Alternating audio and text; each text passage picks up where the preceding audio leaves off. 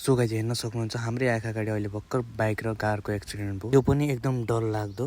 High everyone and good morning, welcome back to my another mini vlog. फेरि पनि स्वागत छ हजुरहरूलाई मेरो अर्को मिनी भ्लगमा। सधैँ जस्तै आज पनि म ड्युटीतिर गइरहेको छु र आजको मौसम पनि बबाल छ, पानी पर्ने जस्तो भएको छ। सो अहिले फाइनली चाहिँ म क्याफे पुगिसकेँ र अब क्याफे पुगिसकेपछि अब क्लिन चाहिँ हानिहाल्नु पर्छ। अब चाहिँ म काम सुरु गर्छु आफ्नो। क्याफेको कामसम्म सकिसकेपछि अहिले चाहिँ म नास्ता गर्न आएको अनि आतङ्कवादी आएको छ यहाँ, आतङ्कवाद। त्यसलाई इग्नोर गरेर अब चाहिँ यहाँ कफी खान तयारी भइरहेको छ। यहाँहरू कप हेर्न सक्नुहुन्छ, तीन कप मात्र होइन, यो एउटा भयो, दुईटा, तिनटा, यो तिनटा भयो अनि पर हेर्न सक्नुहुन्छ 4वटा रहेछ।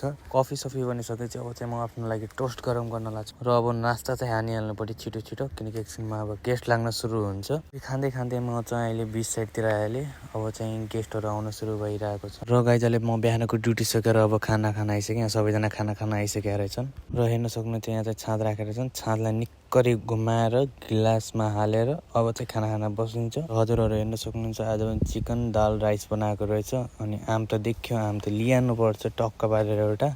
अनि यहाँको हाँसो हेरेर अब खाना खान सुरु गर्नुपर्छ।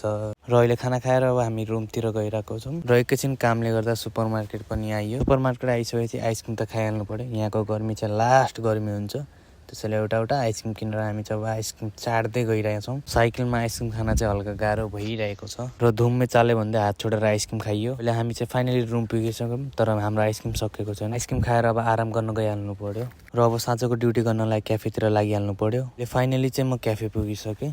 यहाँ आएर हेर्दा त पुरा यहाँ ट्याङ्क पार्टी चलिरहेको रहेछ। एक गिलास मैले पनि हानिहालेँ। रातिको ड्युटी सकेर चाहिँ अहिले फाइनली म चाहिँ रुमतिर लागिरहेको थिएँ तर यहाँ चाहिँ हेर्दाखेरि साइकलै पेन्चर भएको रहेछ। पुराको पुरा हावै निक्लिएर रहेछ, पुराको पुरा पेन्चर भएको रहेछ। अब चाहिँ मैले हिँडेरै जानुपर्ने भयो रुमतिर र केटाहरू हल्लियो अगाडि हिँडिसकेँ म भन्दा, किनकि मसँग साइकल थियो भनेर। र रुम जाँदै गर्दा चाहिँ यहाँ लास्टै ठुलो एक्सिडेन्ट भएको रहेछ। यहाँनिर भर्खर हाम्रै अलि आउनुभन्दा अगाडि यहाँ चाहिँ ठुलो एक्सिडेन्ट भएको रहेछ। यहाँ हेर्न सक्नुहुन्छ बाइकको त पुरा चुर भयो, कुचुम्बर जस्तो पुरा भयो, पिच्किया पुरा फुट्या छ, हरेक भाग फुट्या छ यसको।